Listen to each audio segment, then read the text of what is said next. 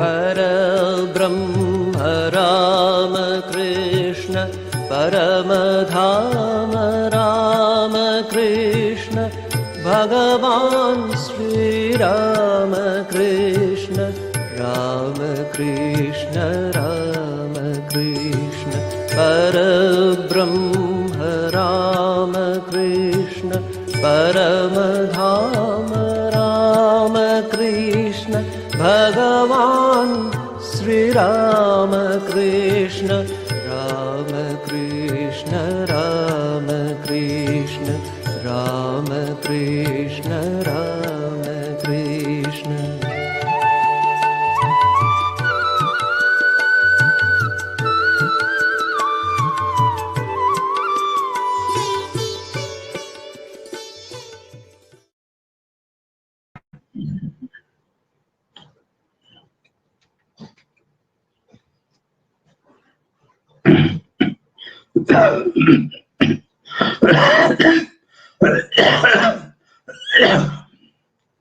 ओम सर्वधर्म स्थापकस्त्वं सर्वधर्म स्वरूपकः आचार्याणां महाचार्यो रामकृष्णाय ते नमः।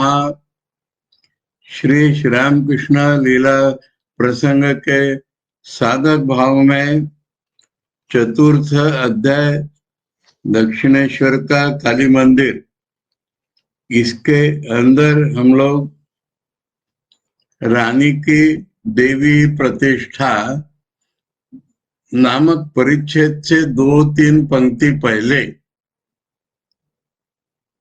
बांग्ला के पेज 44 पर, हिंदी में 134 पेज पर कल पढ़ रहे थे। परंतु कल कुछ हिंदी भाषा के दुरुस्तियां नहीं कर पाए थे, इसलिए मैं आज थोड़े पीछे जाकर के बांग्ला पेज 40 और हिंदी में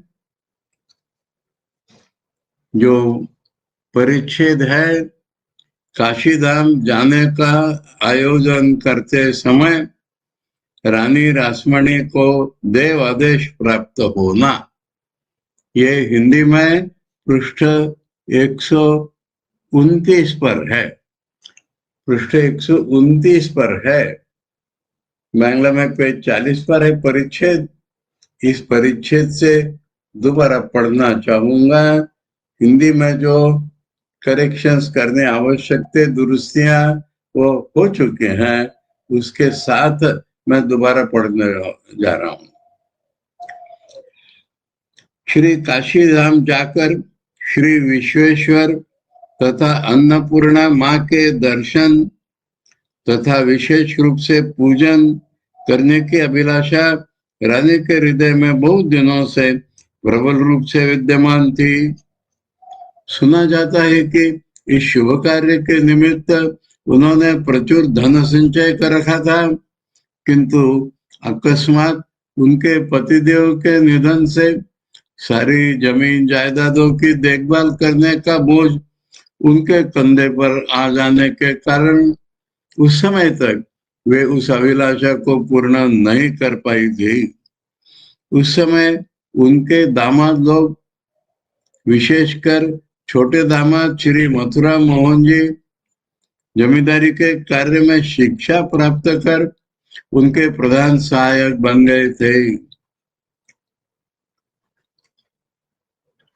फलतः सन 1849 में काशीधाम की यात्रा के लिए रानी तैयारी करने लगी। सब व्यवस्था हो जाने पर यात्रा के लिए निर्धारित दिवस की ठीक पूर्व रात्रि में ही उन्हें स्वप्न में देवी का दर्शन तथा यह आदेश प्राप्त हुआ। श्री काशीधाम जाने की अब कोई आवश्यकता नहीं है। भागीरथी के तट पर किसी मनोरम स्थान में मेरी मूर्ति प्रतिष्ठित कर तुम मेरे पूजन तथा भोग आदि की व्यवस्था करो। मैं उस मूर्ति का आश्रय कर आविर्भूत हो प्रतिदिन तुम्हारी पूजा ग्रहण करते रहूंगे। यहाँ फुटनोट में था, किसी किसी का कहना है कि प्रस्थान कर कलकत्ते के उत्तर में दक्षिणेश्वर गांव तक पहुंच जाने पर नाव के ऊपर रात्रि यापन करते समय रानी को उक्त देवादेश प्राप्त हुआ था। और मूल में है कि पूर्व रात्रि को हो गया था। भक्तिमती रानी इस आदेश से अत्यंत प्रसन्न एवं संतुष्ट हुई तथा श्री काशी धाम की यात्रा की बात मन से हटाकर काशी धाम की यात्रा की बात मन से हटाकर उन्होंने अपने संचित द्रव्य से उक्त यात्रा को उक्त कार्य को संपन्न करने का उस कार्य को संपन्न करने का संकल्प किया कि मंदिर प्रतिष्ठा में लगा देंगे वो सारा पैसा जो जाने के लिए रखा था वो। रानी द्वारा देव मंदिर का निर्माण। इस प्रकार श्री जगदम्बा के प्रति दीर्घ काल से रानी के हृदय में जो भक्ति विराजमान थी वह उस समय साकार रूप धारण करने के लिए उन्मुख हो उठी। भागीरथी के तट पर विस्तृत जमीन खरीद कर, फुटनोट का कहना है काली मंदिर की जमीन कुछ 60 बीघा है, कुल 60 बीघा है। देवोत्तर दानपत्र में लिखा है 6 सितंबर 1847 ईस्वी में उक्त जमीन कलकत्ता के सुप्रीम कोर्ट के अटॉर्नी हेस्टी नामक एक अंग्रेज से खरीदी गई है। मंदिर आदि के निर्माण में लगभग 10 वर्ष लगे थे।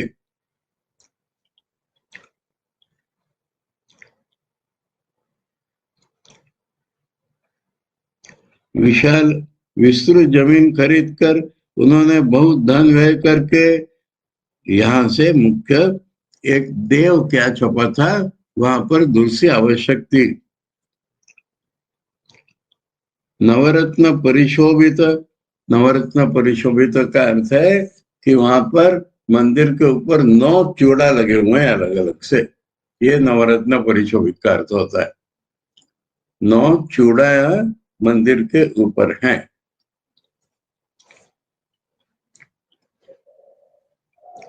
नवरत्न परिशोभित विशाल मंदिर। फिर ये देव उपवन जो था ना, देव अन्य छोटे छोटे देव मंदिर, अन्य छोटे छोटे देव मंदिर, यानी वहां पर राधा कांत जी का मंदिर है और शिव जी के 12 मंदिर है, इनके समेत काली का मेन मंदिर, ये कहना है। नवरत्न परिशोभित तो विशाल मंदिर काली जी का।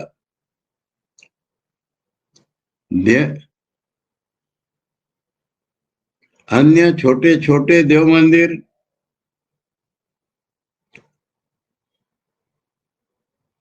तथा उसी से लगे हुए उद्यान, उन्हीं से उन मंदिरों से लगे हुए उद्यान का निर्माण प्रारंभ कर दिया। ठीक है, बड़ा मंदिर, छोटे मंदिर और उद्यान। तब से लगातार सन 1855 तक देव मंदिर के निर्माण कार्य को संपूर्ण रूप से समाप्त न होते देखकर 6 साल हो गए। रानी अपने मन में सोचने लगी कि जीवन अनिश्चित है। मंदिर के निर्माण में दीर्घ समय व्यतीत कर देने पर श्री जगदम्बा की प्रतिष्ठा के संकल्प को संभवतः वे अपने जीवन में पूर्ण न कर सकेंगे। ऐसा विचार कर 31 मई 1855 बंगला सन 1262 के ज्येष्ठ मास की 18 तारीख को श्री जगन्नाथ देव के स्नान यात्रा के दिन उन्होंने श्री जगदम्बा के प्रतिष्ठा कार्य को संपन्न किया। पाठकों की जानकारी के लिए उससे पूर्व के कुछ वृत्तांतों का उल्लेख कर देना यहाँ पर आवश्यक होगा। रानी के मन में देवी को अन्य भोग देने की इच्छा। देव आदेश प्राप्त होने या हृदय के स्वाभाविक भावावेश के कारण रानी के मन में श्री जगदम्बा को अन्न भोग देने की प्रबल इच्छा उत्पन्न हुई थी, क्योंकि भक्तवृंद अपने इष्ट देव की सदा आत्मवत सेवा करना चाहते हैं। इसलिए लिखा है कि देव आदेश प्राप्त होने या हृदय के स्वाभाविक भावावेश। देव आदेश प्राप्त हुआ था तो उससे उनको लगा कि अन्न भोग भी देंगे, या स्वाभाविक ही उनको इच्छा हो रही कि अन्न भोग देंगे, क्योंकि भक्तवृंद अपने इष्ट देव की सदा आत्मवत सेवा करना चाहते हैं। रानी ने सोचा, इच्छा अनुरूप मंदिर आदि का निर्माण हो चुका है, सेवा की व्यवस्था के निमित्त यथेष्ट संपत्ति भी दी जा चुकी है, किंतु इतने पर भी यदि श्री जगदम्बा का अपनी अभिलाषा के अनुसार प्रतिदिन अन्न का भोग देने से वह वंचित रहती है रानी, तो ये सब कुछ व्यर्थ है। लोग ये कह सकते हैं कि रानी रासमणी बहुत बड़ी कीर्ति छोड़ गई है, किंतु लोगों के कहने से क्या बनता बिगड़ता है। वे मन ही मन देवी से प्रार्थना करने लगी, हे जगदम्बे, केवल निरर्थक यश तथा ख्याति प्रदान कर मेरे चित्त को उधर आकृष्ट न करो। आप यहाँ सदा विराजो तथा कृपा पूर्वक इस दासी की हार्दिक अभिलाषा को पूर्ण करो। पंडितों के मतानुसार चलने पर भी उक्त अभिलाषा की पूर्ति में विघ्न। रानी ने देखा कि देवी का अन्नभोग लगाने में उसकी उनकी जाति तथा सामाजिक प्रथा ही मुख्य रूप से बाधक है।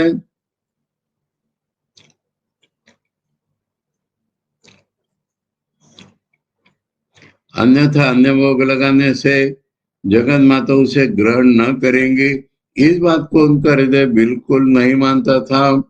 अन्न भोग लगाने की आकांक्षा से उनका हृदय उत्फुल्लित होने के सिवा कभी संकुचित नहीं होता था। फिर इस प्रकार के विपरीत प्रथा चालू रहने का कारण ही क्या है?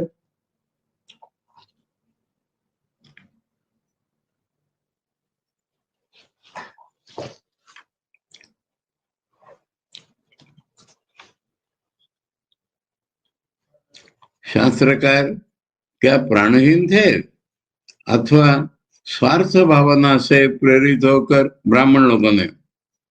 ईश्वर के समय भी उन्होंने उच्च वर्णों के लिए उच्चाधिकार प्रदान किया है। शास्त्र वालों ने हृदय की पवित्र आकांक्षा का अनुसरण कर प्रचलित प्रथा के विरुद्ध कार्य करने पर भी भक्त ब्राह्मण तथा सज्जन वृंद देवालय में आकर प्रसाद ग्रहण नहीं करेंगे। ऐसी स्थिति में दूसरा उपाय ही क्या है? अन्नभोग लगाने के निमित्त वे विभिन्न स्थान के शास्त्रवेत्ता पंडितों से उनके अभिप्राय मंगवाने लगी, किंतु उनमें से किसी ने भी उनको उपयुक्त विषय में प्रोत्साहन नहीं किया, उनको प्रोत्साहित नहीं किया। राम कुमार जी द्वारा व्यवस्था प्रदान। इस प्रकार मंदिर तथा मूर्ति निर्माण के संपूर्ण होने पर भी रानी को पूर्व संकल्प के पूर्ण होने का कोई उपाय दिखाई नहीं दिया। पंडित वर्ग के बारंबार प्रत्याख्यान के फलस्वरूप जब उनकी आशा लगभग निर्मूल हो चुकी थी, उस समय झामापुकुर संस्कृत विद्यालय से एक दिन यह व्यवस्था पत्र प्राप्त हुआ। प्रतिष्ठा के पूर्व रानी यदि किसी ब्राह्मण के लिए उस संपत्ति का दान कर दे और वह ब्राह्मण उस मंदिर में देवी मूर्ति की प्रतिष्ठा कर अन्न भोग लगाने की व्यवस्था करे, तो शास्त्र मर्यादा की कोई हानि नहीं होगी।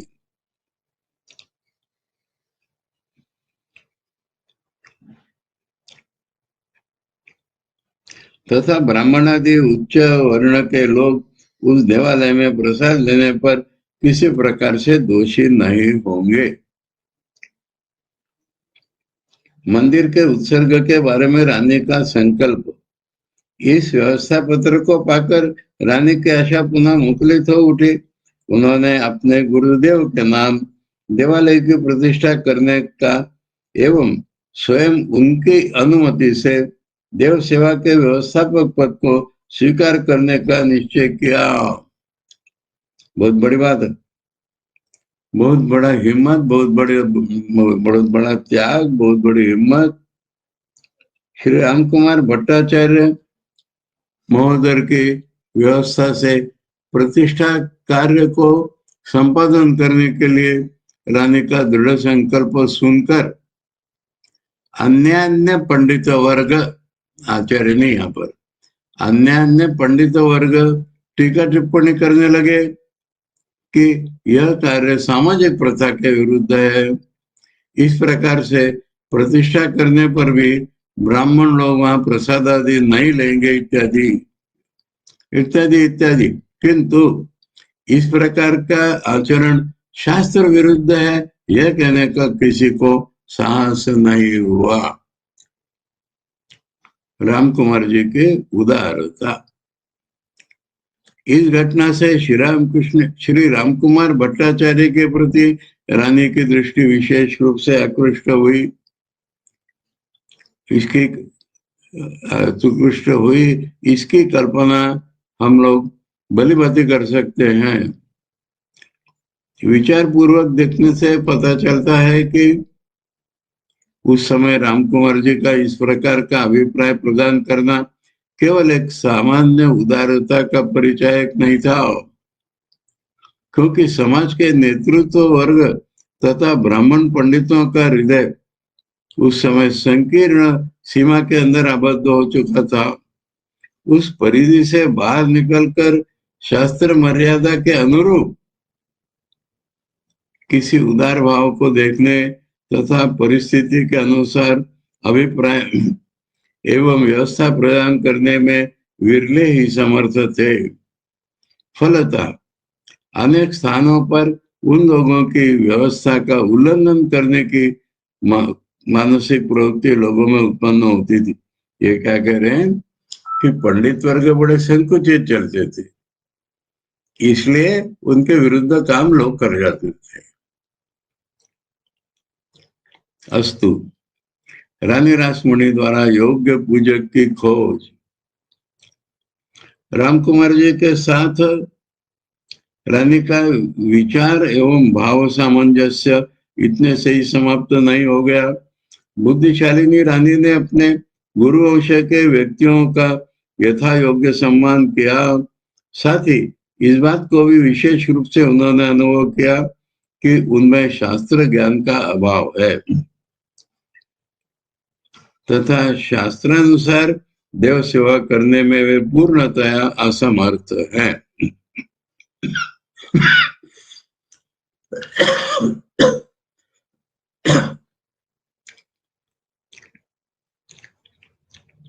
अतः उनके लिए उपयुक्त भेंट पूजा को अक्षुण्ण रखकर नवीन देवालय की सेवा पूजा का भार किसी योग्य शास्त्रज्ञ सदाचारी ब्राह्मण पर सौंपने का उन्होंने निश्चय किया तथा तत्संबंधी यथोचित व्यवस्था करने में वे संलग्न हुई। इस कार्य में भी सामाजिक प्रचलित प्रथा बाधक बनी। शूद्रों द्वारा प्रतिष्ठित देव देवियों के पूजन करने की बात तो दूर की बात हुई, सद्वंशिक के ब्राह्मण लोग उस समय उन मूर्तियों को प्रणाम कर मूर्तियों की मर्यादा तक नहीं रखते थे तथा रानी के गुरुवंशोद्भवों को की भांति ब्राह्मण बंधुओं को शूद्र जैसा मानते थे। इसलिए यजन याजन में दक्ष कोई भी सदाचारी ब्राह्मण रानी के देवालय में पुजारी पद को स्वीकार करने के लिए सहसा तैयार नहीं हुआ।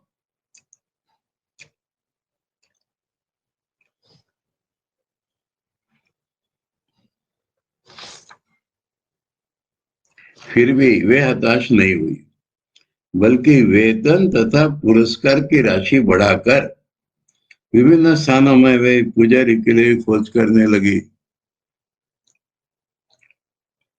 रानी के कर्मचारी सिहड़ ग्राम निवासी महेश चंद्र चट्टोपाध्याय द्वारा पूजक की व्यवस्था करने का भार ग्रहण।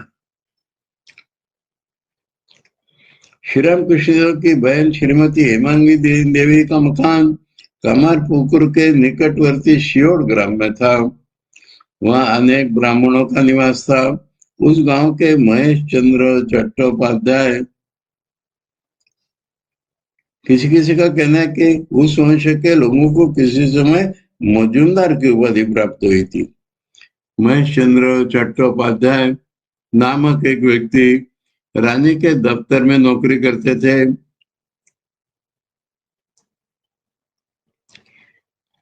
कुछ मिलने की आशा से वे रानी के देवालय के लिए पुजारी, रसोईया आदि सब प्रकार के ब्राह्मण कर्मचारियों की व्यवस्था कर देने का भार लेने को तैयार हुए कि हमको भी कुछ पैसा मिल जाएगा।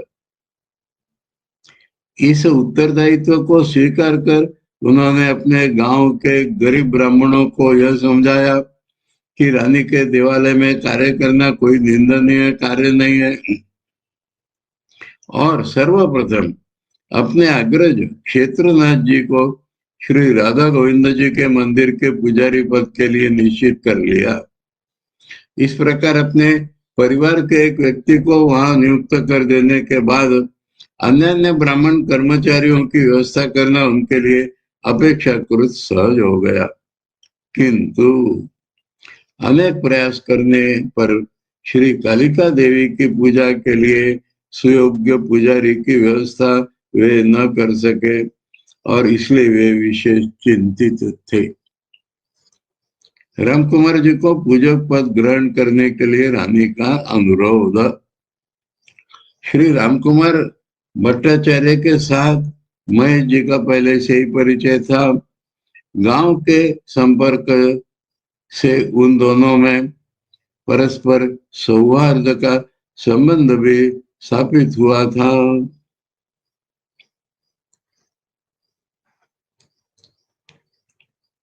गांव के संपर्क से उन दोनों में परस्पर सौहार्द संबंध भी स्थापित हुआ था। रामकुमार जी एक भक्तिमान साधक हैं तथा उन्होंने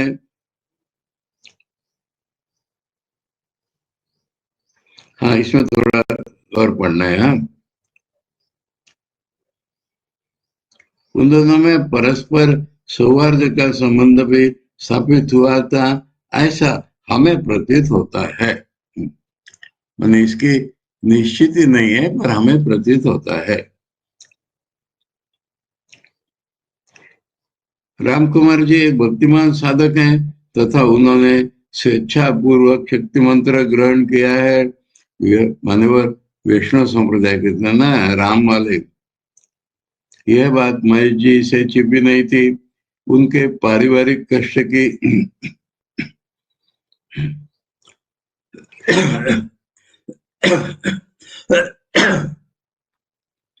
उनके पारिवारिक कष्ट की बात भी महेश जी कुछ को जानते थे।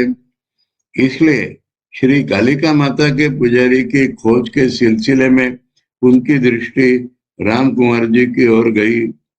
किंतु फिर उन्हें यह ध्यान आया कि यद्यपि अशूद्र याजी राम कुमार जी ने कलकत्ते में दिगंबर मित्र आदि दो एक व्यक्तियों के घर पर सामूहिक रूप से पुजारी पद को स्वीकार किया है निम्न जाति के तुलनात्मक, फिर भी क्या वे कैवर्त जाति में उत्पन्न धीवर उत्पन्न रानी के देवालय में उस कार्य को करना स्वीकार करेंगे? महेश जी को इस विषय में विशेष संदेह होने लगा। क्रमशः श्री काली देवी की प्रतिष्ठा का दिन निकट आ गया। कोई योग्य व्यक्ति भी नहीं मिल रहा था। इसलिए विचार विमर्श के पश्चात महेश जी ने उस विषय में एक बार फिर प्रयत्न करना उचित समझा, किंतु व्यर्थ उस विषय में सहसा निर्णय न लेकर उन्होंने रानी के सम्मुख सारी बात रख दी और यह कहा कि कम से कम प्रतिष्ठा के दिन पुजारी रूप से समस्त कार्यों को संपन्न करने के निमित्त वे रामकुमार जी को सानुरोध आमंत्रित कर ले। रानी रामकुमार जी से पूर्वोक्त व्यवस्था पत्र प्राप्त कर उनकी योग्यता के संबंध में पहले से ही रानी की उच्च धारणा थी। अतः इस बात की संभावना देखकर कि शायद वे पुजारी पद स्वीकार कर ले, वे अत्यंत आनंदित हुई और विशेष विनम्रता के साथ उन्होंने उनके पास यह समाचार पहुंचाया। आपके व्यवस्थानुसार ही श्री जगन्माता की प्रतिष्ठा का मैं आयोजन कर सकी हूँ। आगामी स्नान यात्रा के दिन शुभ मुहूर्त में उस कार्य को संपन्न करने का संपूर्ण आयोजन किया गया है। श्री राधा गोविंद जी की सेवा के लिए पुजारी की व्यवस्था हो गई है, किंतु श्री काली माता के पुजारी पद को स्वीकार कर प्रतिष्ठा कार्य में मुझे सहायता प्रदान करने के निमित्त कोई भी सुयोग्य ब्राह्मण नहीं मिल रहा है। अतः इस विषय में यथाशीघ्र समुचित व्यवस्था कर आप मुझे इस संकट से मुक्त करने की कृपा करें। आप स्वयं विद्वान पंडित हैं तथा शास्त्रज्ञ हैं। उस पद के लिए किसी भी अधिकारी अनधिकारी को नियुक्त कर देना कहाँ तक उचित होगा, यह आप स्वयं जानते हैं। अधिक मैं आपसे क्या निवेदन करूं। रानी के इस अनुरोध पत्र को लेकर महेश जी स्वयं रामकुमार जी के पास पहुंचे और उनको अनेक प्रकार से समझा बुझाकर उस समय तक के लिए, जब तक कि कोई दूसरा योग्य पुजारी न मिल जाए, उस पद को ग्रहण करने की स्वीकृति उनसे प्राप्त की। बड़ी चीज होगी। इस प्रकार निश्चित तिथि में श्री जगदम्बा की प्रतिष्ठा में कोई आशंका न रहे, इसलिए अब रामकुमार जी की बात कर रहे हैं। इस प्रकार निश्चित तिथि में श्री जगदम्बा की प्रतिष्ठा में कोई आशंका न रहे, इसलिए निर्लोभ तथा भक्तिमान रामकुमार जी सर्वप्रथम दक्षिणेश्वर पधारे थे। निर्लोभ होने वहां पैसा बढ़ा दिया, वेतन बढ़ा दिया, इसके लिए नहीं, पर वहां पूजा हो सके इसके लिए। निर्लोभ तथा भक्तिवान रामकुमार जी सर्वप्रथम दक्षिणेश्वर पधारे थे। यहाँ पर एक फुटनोट है, उसके लिए हम लोग कल यहाँ पर हो गए थे। इस वाक्य को पूरा पढ़ लेते हैं पहले। तदनंतर रानी तथा मथुर बाबू के अनुनय विनय से और साथ ही किसी योग्य पुजारी के न मिल पाने से वे आजन्म वहीं रह गए।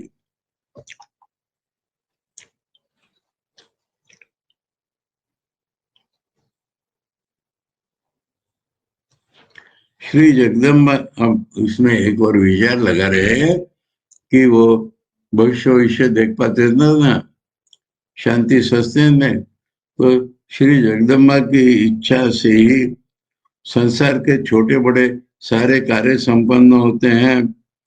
अतः इस प्रसंग में भी केवल इच्छामय की इच्छा जानकर देवी भक्त रामकुमार जी उस कार्य में संलग्न हुए थे या नहीं, यह कौन कह सकता है।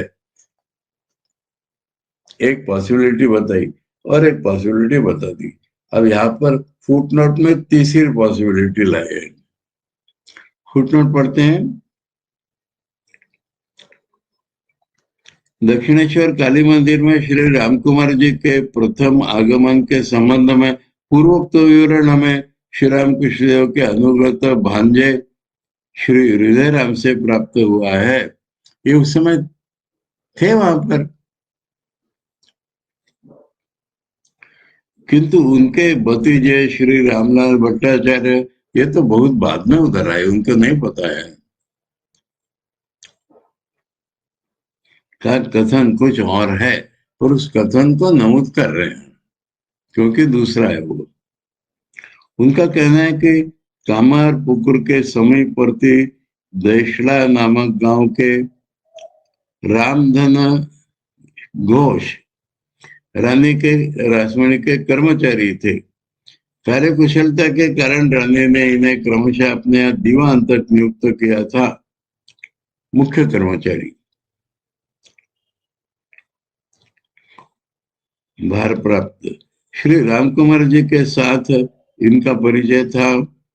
काली मंदिर के प्रतिष्ठा के समय इन्होंने बिल्कुल अलग ही कुछ हुए हुए भेंट दक्षिणा लेने के निमित्त उनको आमंत्रित किया था।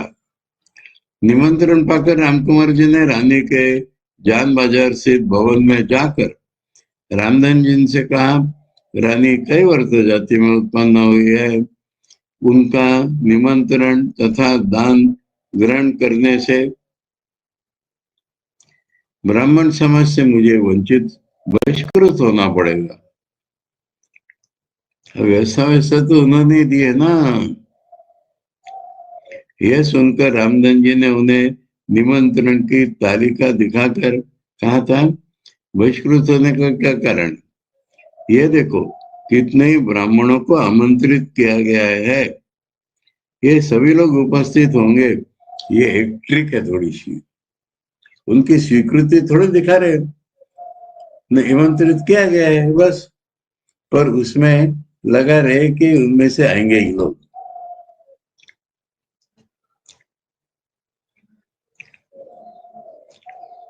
कितने ब्राह्मणों को आमंत्रित किया गया है, वे सभी लोग उपस्थित होंगे, सभी लोग, तथा रानी से भेंट विदाई ले लेंगे। तब राम कुमार जी विदाई ग्रहण करने को सम्मत हुए और काली मंदिर के प्रतिष्ठा के पूर्व दिवस वहां काम करने के लिए नहीं आए थे, श्री राम कृष्ण को साथ लेकर उपस्थित हुए। बैठ लेना कल।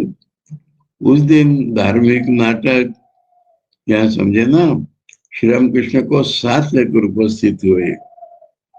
उस दिन धार्मिक नाटक, काली कीर्तन, श्रीमद् भागवत तथा रामायण की कथा इत्यादि से काली मंदिर में चारों ओर आनंद की धारा प्रवाहित होती रही थी।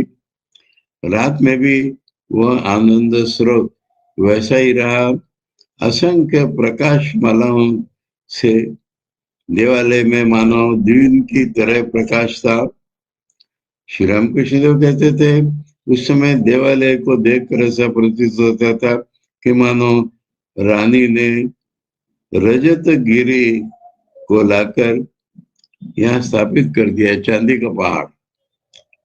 इसी आनंदोत्सव को देखने के लिए श्री राम कुमार जी प्रतिष्ठा के पूर्व दिवस काली मंदिर में आए थे। थोड़ा पार पे चढ़ेगी। रामलाल भट्टाचार्य के इस कथन से ऐसा अनुमान होता है, शारदन समझी ने उसको थोड़ा सा मान लिया है, पर मुख्य प्रसंग में इसका हृदय कही दिया है कि रामधन जी तथा महेश जी, इन दोनों के अनुरोध से ही श्री राम कुमार जी ने दक्षिणेश्वर आकर पुजारी पद को ग्रहण किया था। ऐसा लगा दिया अनुमान। ठीक है, अब आगे बढ़ रहे हैं हम लोग। हाँ,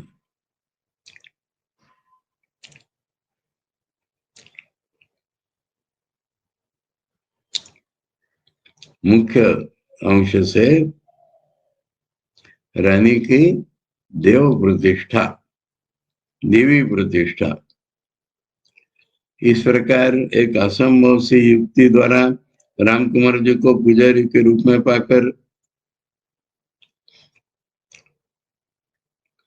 रानी रासमणी ने गुरुवार बृहस्पतिवार 31 मई 1855 बंगला सन 1262 ज्येष्ठ की 18 तारीख को श्री जगन्नाथ देव की स्नान यात्रा के शुभ अवसर पर विशेष समारोह के साथ श्री जगदम्बा को नवीन मंदिर में प्रतिष्ठित किया। सुना जाता है कि दियताम बुज्जताम माने खाना, ये दो, लो लो खाओ, इसको दियताम बुज्जताम की ध्वनि से उस दिन वह स्थल दिन रात में भोजन चल रहे होंगे, समान रूप से कोलाहल से गूंज उठा था।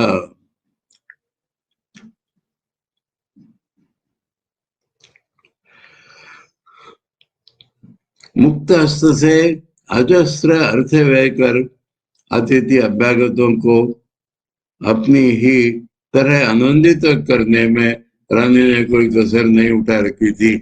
खुद आनंद हो रहा है, सबको आनंद दो। सुदूर कान्य कुब्ज कनौज, वाराणसी, श्रीहट्ट सिलेट, चट्टग्राम बांग्लादेश में गया, उड़ीसा तथा नवद्वीप चैतन्य महाप्रभु का स्थान आदि।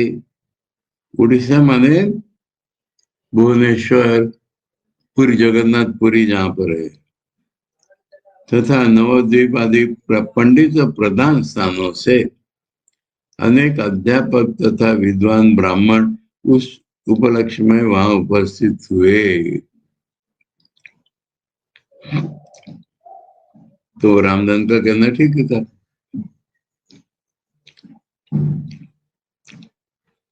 तथा प्रत्येक को रेशमी वस्त्र उत्तरीय, चादर से का मतलब निकलता है हिंदी में, रेशमी वस्त्र उत्तरीय तथा विदाई स्वरूप एक एक स्वर्ण मुद्रा दी गई थी।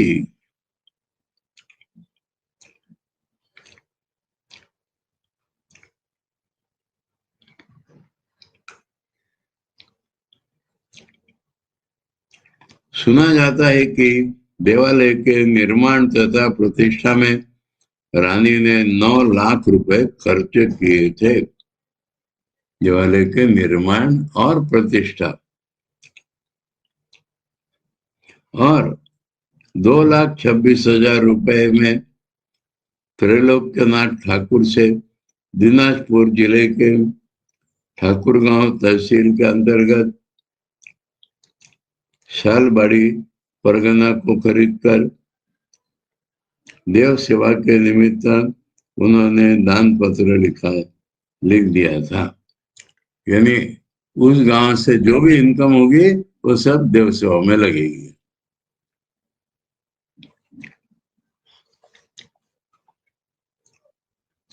प्रतिष्ठा के दिन श्री राम कृष्ण देव का आचरण। किसी किसी का कहना है कि रामकुमार जी ने उस दिन सीधा लेकर, सीधा माने कच्ची सामग्री,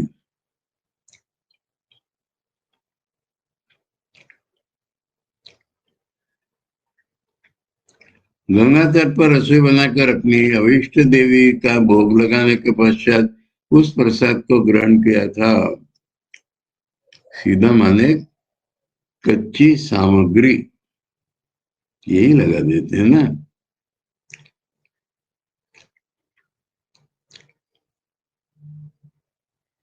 किंतु हमें यह बात संभव प्रतीत नहीं होगी थी, संभव ही नहीं ऐसा। कारण यह कि देवी भक्त रामकुमार जी ने स्वयं व्यवस्था पत्र देकर देवी के लिए अन्न भोग देने का निर्देश दिया था। आता स्वयं ही उस निवेदित अन्न को ग्रहण न कर अपने निर्णय तथा भक्ति शास्त्र के विरुद्ध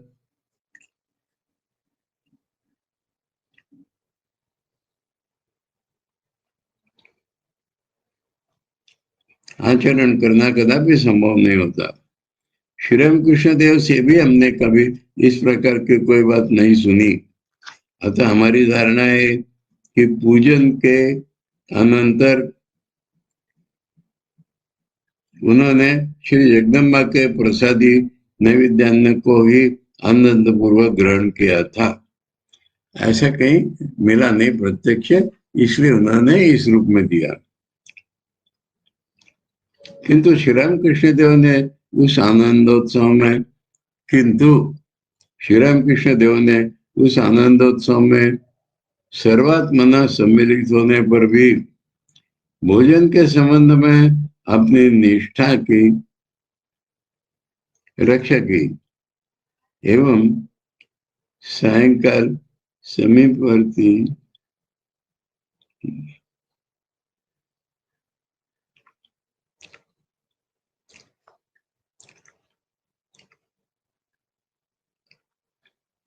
श्री रामकृष्ण देव ने उस आनंदोत्सव में सर्वात्मना सम्मिलित होने पर भी भोजन के संबंध में अपनी निष्ठा की रक्षा की एवं सायंकाल समीपवर्ती बाजार से 1 पैसे का मुरमुरा, 1 पैसे का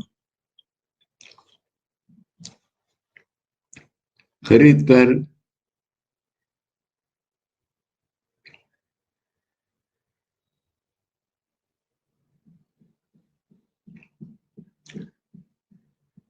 रामकृष्ण देव ने खरीद कर वे पैदल ही शाम पुकुर विद्यालय वापस आ गए थे और रात्रि को वही विश्राम किया था जामा पुकुर में। ठीक है। काली मंदिर की प्रतिष्ठा के संबंध में श्री रामकृष्ण देव की बातें खुद उन्होंने जो कहा है। रानी रासमणी द्वारा दक्षिणेश्वर में काली मंदिर प्रतिष्ठा के संबंध में श्री रामकृष्ण देव समय समय पर हमसे बहुत सी बातें कहा करते थे। संलग्न नहीं, समय समय पर शास्त्री शारदन जी ने इकट्ठा कर दिया।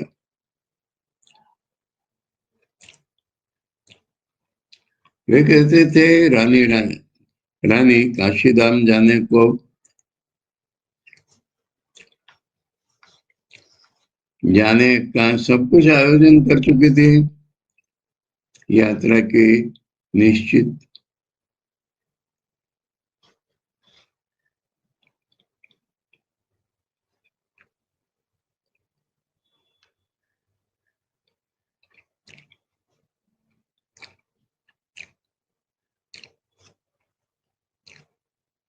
रानी काशीधाम जाने का सब कुछ आयोजन कर चुकी थी।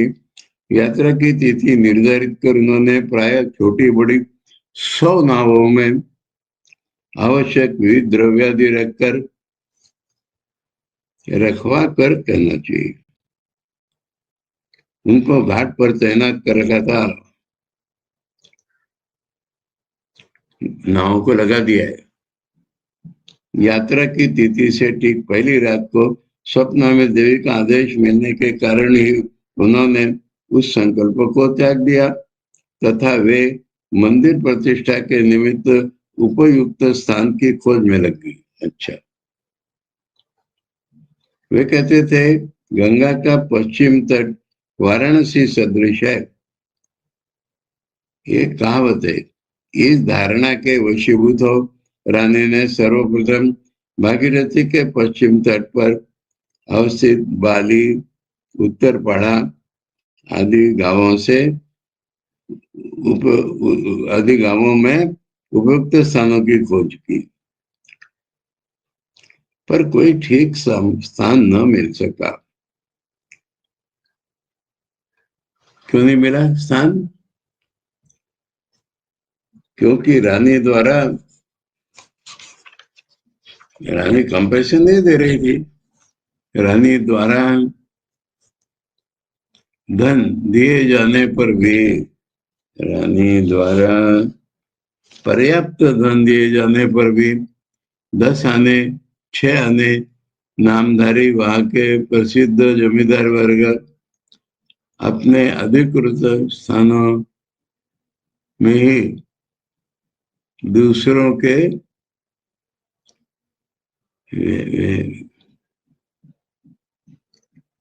के व्यय द्वारा निर्मित घाटों पर गंगा स्नान करना नहीं चाहते थे। ये समझ में आ गया? उनका स्थान गंगा घाट। अब किसी ने उसमें भाग ले लिया। अच्छा, वो पूरा उनका नहीं है, 10 आने, 6 आने, यानी परसेंटेज ओनरशिप, इतने प्रतिशत मालकियत उनकी, ऐसा ऐसी व्यवस्था। पर वो उनका ही तो स्थान हुआ ना। अब उसमें कोई या खरीद ले, गंगा के किनारे उनका स्थान है, उसमें बिल्कुल किनारे वाला कोई खरीद ले तो वो नौका वगैरह का तो उनसे कोई कनेक्शन नहीं रहेगा। ये बात कह रहे हैं।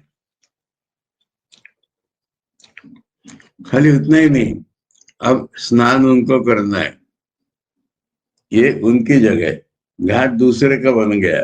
अब उनको अपनी जगह में दूसरे के घाट पर जाने में ठीक नहीं लग रहा था। अच्छा, प्रसिद्ध जमींदार वर्ग अपने अधिकृत स्थानों में दूसरों के व्यय द्वारा निर्मित घाटों पर गंगा स्नान करना नहीं चाहते थे।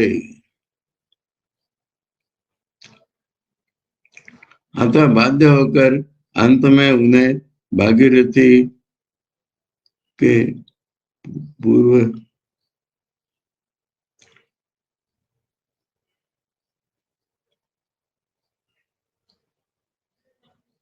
अतः बाध्य होकर अंत में उन्हें भागीरथी के पूर्व तटवर्ती इस स्थान को खरीदना पड़ा था। वे कहते थे, ठाकुर और बता रहे, रानी ने दक्षिणेश्वर में जिस स्थान को मनोनीत किया था उसका कुछ भाग एक अंग्रेज का था और बाकी हिस्से में मुसलमानों का कब्रस्तान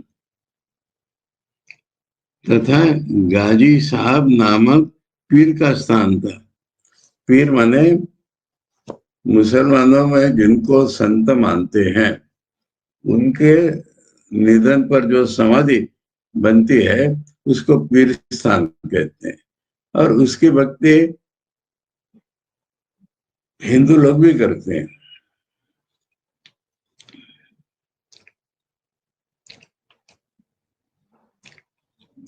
गाजी साहब नामक पीर का स्थान था। इस स्थान का आकार कछुए की पीठ जैसा था। तंत्रों में कूर्म पुष्ठाकृति स्मशान भूमि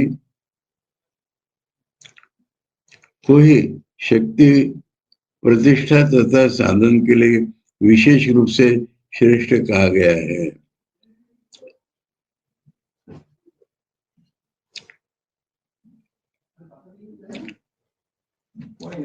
अतः दैव प्रेरणा से ही मानव रानी ने उस स्थान को चुना था। मैंने पश्चिम में नहीं गई, इधर जो स्थान चुना था, बोले जाओ ना नीचे का।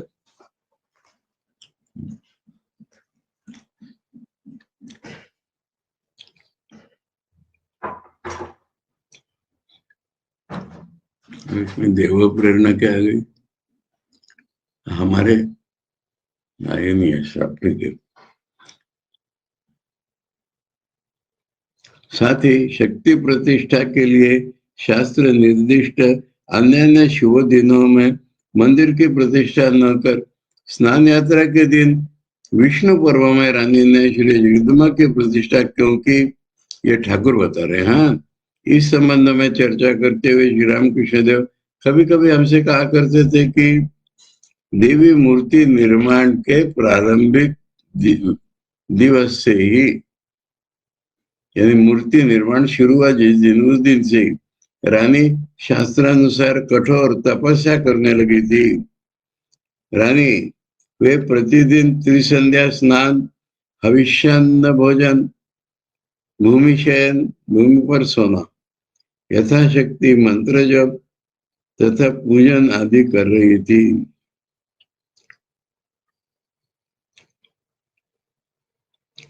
मंदिर तथा देवी मूर्ति निर्मित हो जाने पर जब धीरे धीरे प्रतिष्ठा का शुभ दिन निर्धारित किया जा रहा था एवं उस मूर्ति के टूटने की आशंका से एक संदूक में उसे बंद कर दिया गया था, उस समय चाहे जिस कारण से भी हो वह मूर्ति पसीने से भीग उठी थी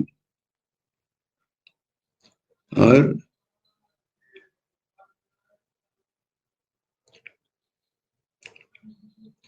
रानी को स्वप्नादेश हुआ। और एक मुझे और कितने दिन इस प्रकार बंद रख कर रखना चाहती है? मुझे अत्यंत कष्ट हो रहा है। जितनी जल्दी हो सके मेरी प्रतिष्ठा की व्यवस्था कर। इस प्रकार का देव आदेश प्राप्त करने के पश्चात देवी की प्रतिष्ठा के लिए व्यग्र होकर रानी मुहूर्त निकलवाने लगी।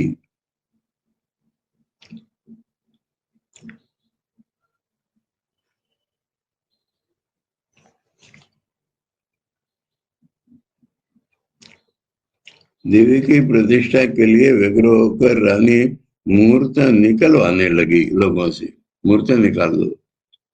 और स्नान यात्रा की पूर्णिमा से पहले कोई शुभ दिन न मिलने के कारण उक्त दिवस उस कार्य को संपन्न करने को उन्होंने निश्चय किया। ठीक है, पसीना आने लगा था ना मूर्ति को, तो जल्दी से जल्दी यही था।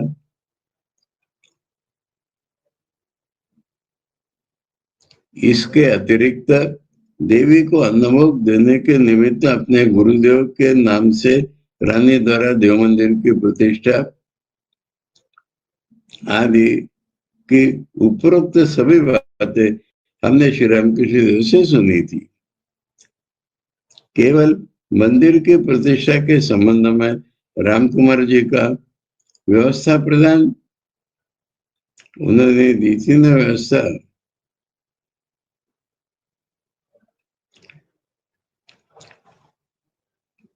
केवल मंदिर की प्रतिष्ठा के संबंध में रामकुमार जी का व्यवस्था प्रदान तथा श्री रामकृष्ण देव को समझाने के लिए रामकुमार जी का धर्मपत्र अनुष्ठान, ये दो बातें हमने श्री रामकृष्ण देव के भांजे श्री हृदयराम मुखोपाध्याय से विदित हुई है हमें।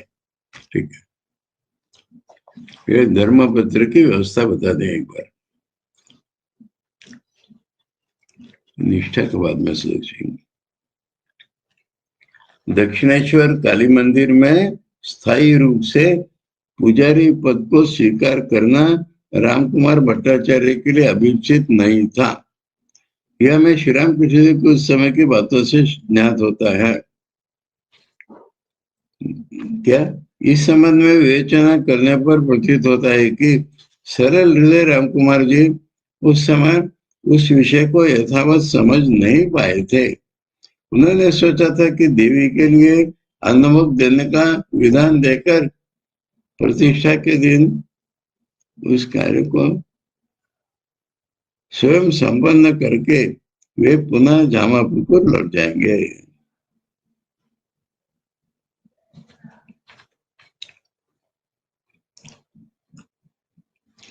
उस दिन देवी को अन्नभोग देते समय वे किंचित मात्र भी संकुचित नहीं हुए थे और न उनके मन में इस प्रकार की भावना उपस्थित हुई थी कि वे किसी प्रकार का अशास्त्रीय कर्म कर रहे हैं, कार्य कर रहे।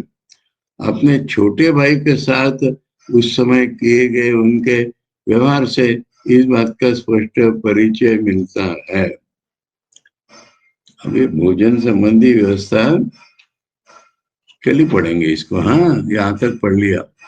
अब भोजन संबंधी उनके मन में क्या अवस्था है, रामकृष्ण देव के मन में क्या अवस्था, इसकी चर्चा चली पड़ेंगे, आज नहीं पढ़ते। हाँ, और तब अध्याय की समाप्ति करेंगे। ओम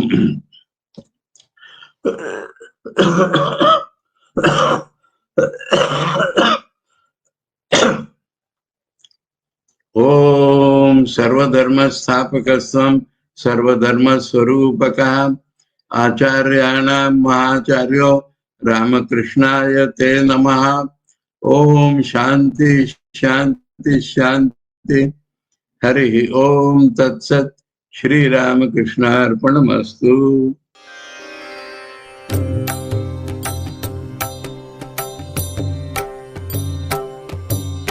श्री रामकृष्ण मंगलकारी।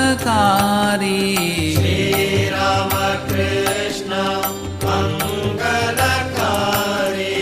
श्री रामकृष्ण मंगलकारी। श्री रामकृष्ण मंगलकारी।